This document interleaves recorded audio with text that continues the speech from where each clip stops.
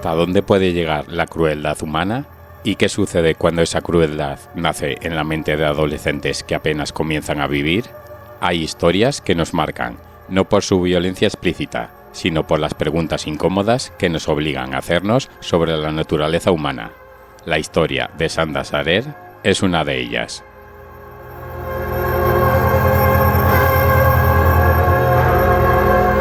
Bienvenidos a nuestro canal. Hoy no vamos a explorar un simple caso criminal. Vamos a adentrarnos en una tragedia que sacudió los cimientos de una pequeña comunidad en Indiana y que hasta el día de hoy sirve como sombrío recordatorio de cómo la envidia, los celos y la presión de grupo pueden converger en un acto de inimaginable oscuridad.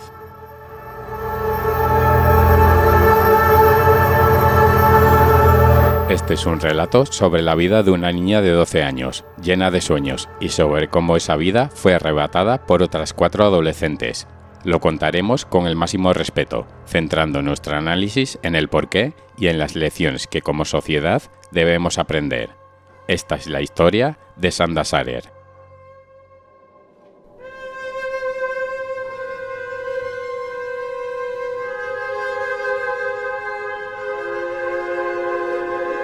Para entender lo que sucedió en la fría noche de enero de 1992, primero debemos conocer a las personas involucradas. En el centro de todo estaba Sanda Renee Sarer. Con solo 12 años, Sanda era descrita por todos como una niña alegre, buena estudiante y querida por su familia. Recientemente se había mudado con su madre a New Albany, Indiana, buscando un nuevo comienzo. En su nueva escuela, Sanda conoció a Amanda Havrin, una joven con la que rápidamente formó un vínculo. Sin embargo, esta nueva amistad se convertiría sin saberlo en el catalizador de la tragedia, porque Amanda tenía una exnovia, Melinda Loveless, de 16 años. Melinda era conocida por su carácter intenso, posesivo y celoso. La relación entre Melinda y Amanda había terminado, pero Melinda no la había aceptado. Cuando se enteró de la amistad entre Amanda y Sanda, su obsesión se transformó en un resentimiento profundo y peligroso. Para Melinda, Sanda no era una amiga de Amanda, era un obstáculo, una rival que debía ser eliminada.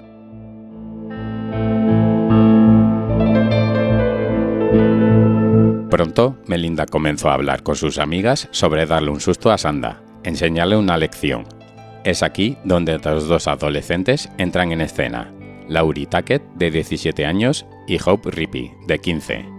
Laurie era vista como una joven dura y rebelde, mientras que Hope era más influenciable y buscaba la aceptación del grupo. Juntas, estas 4 chicas formarían un círculo tóxico alimentado por la manipulación de Melinda.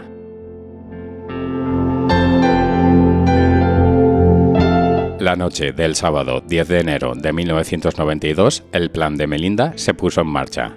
Usando a Amanda como cebo, quien más tarde afirmaría haber actuado por miedo a Melinda, las 4 chicas condujeron hasta la casa del padre de Sanda, donde ella pasaba el fin de semana.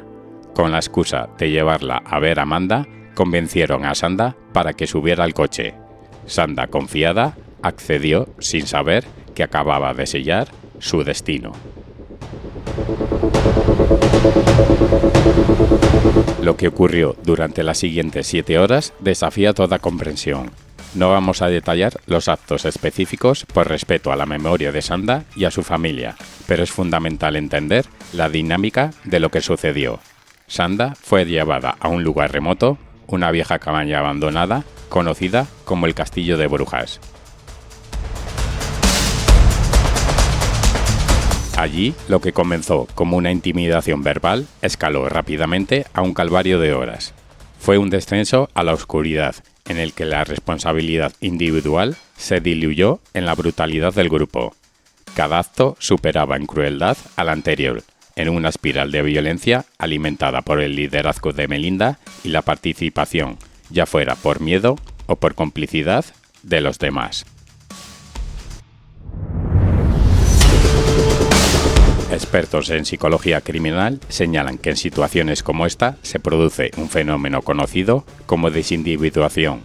Las chicas dejaron de ser Melinda, Laurie y Hope para convertirse en una entidad colectiva sin frenos morales.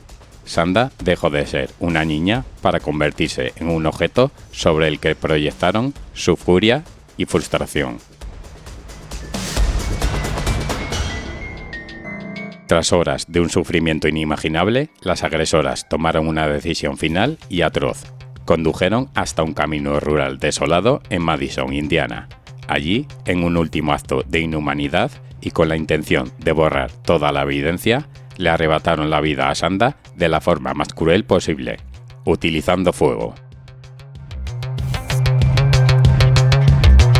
A la mañana siguiente, un hombre que conducía por la zona descubrió la terrible escena y alertó a las autoridades. La noticia conmocionó a la comunidad. ¿Quién podría haber cometido un acto tan terrible contra una niña de 12 años? La investigación, sin embargo, avanzó sorprendentemente rápido. En la escuela, los rumores no tardaron en circular.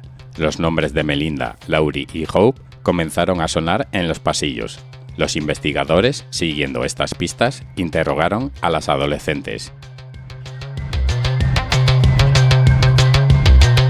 Al principio negaron toda implicación, pero la presión y el peso de sus acciones eran demasiado grandes. Hope Rippey fue la primera en derrumbarse. Su confesión fue detallada y escalofriante, y condujo a la detención de las otras tres. En menos de 48 horas desde el descubrimiento del cuerpo de Sanda, las 4 responsables estaban bajo custodia policial.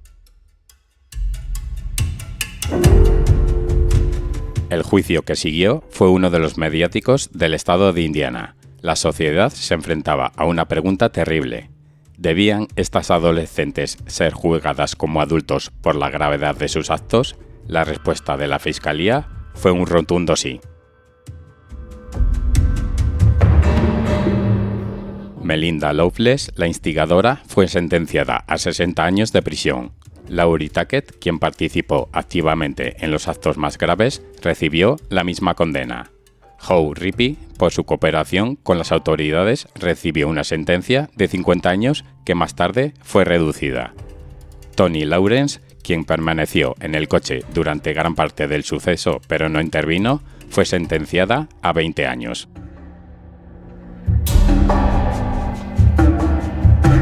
Estas sentencias trajeron un cierre legal al caso, pero para la familia de Sanda y para toda una comunidad, el dolor y las preguntas apenas comenzaban a procesarse. El juicio no solo expuso los detalles de esa noche, sino también las complejas dinámicas de poder, miedo y manipulación que llevaron a 4 adolescentes a cometer un acto impensable.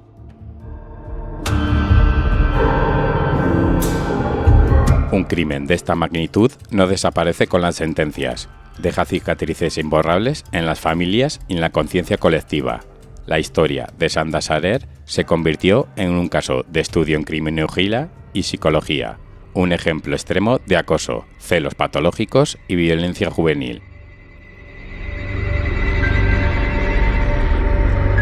Pero el legado más poderoso de Sanda vive a través de su madre, Jackie Bao. En lugar de dejarse consumir por el odio, Jackie transformó su inmenso dolor en activismo. Se convirtió en una voz incansable contra la violencia juvenil, viajando por el país para hablar en escuelas y conferencias, utilizando la historia de su hija para educar a otros sobre los peligros del bullying y la importancia de la intervención temprana. Su fuerza es un testimonio conmovedor de cómo el amor puede prevalecer incluso sobre la peor de las tragedias.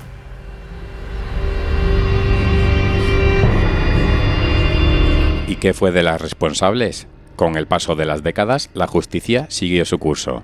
Tony Lawrence fue liberada en el año 2000, Hope Rippey en 2006, Laurie Tackett en 2018 y finalmente Melinda Loveless, la instigadora principal, obtuvo la libertad condicional en 2019, tras 27 años en prisión. Su liberación generó un intenso debate público sobre la rehabilitación, el perdón y la naturaleza del castigo. Algunas de ellas han expresado remordimiento públicamente y han intentado reconstruir sus vidas, un hecho que para muchos es difícil de conciliar con la brutalidad de sus acciones de adolescencia. El caso de Sanda Sarer es más que una crónica negra. Es un espejo oscuro que refleja las peores facetas de la condición humana, la envidia, la crueldad y la aterradora facilidad con que la empatía puede desaparecer dentro de la presión de un grupo. Nos enseña sobre la importancia de la comunicación entre padres e hijos, de prestar atención a las señales de advertencia en los comportamientos de los jóvenes y de fomentar entornos escolares y sociales donde la rivalidad no escale a la violencia. Pero sobre todo, hoy queremos recordar a Sanda, no por la forma en que su vida terminó, sino por la luz que irradió en sus 12 cortos años. Una niña llena de vida, de risas y de un futuro que le fue injustamente arrebatado. Que su memoria no sirva para alimentar el morbo, sino para inspirar compasión y para recordarnos siempre el valor incalculable de cada vida.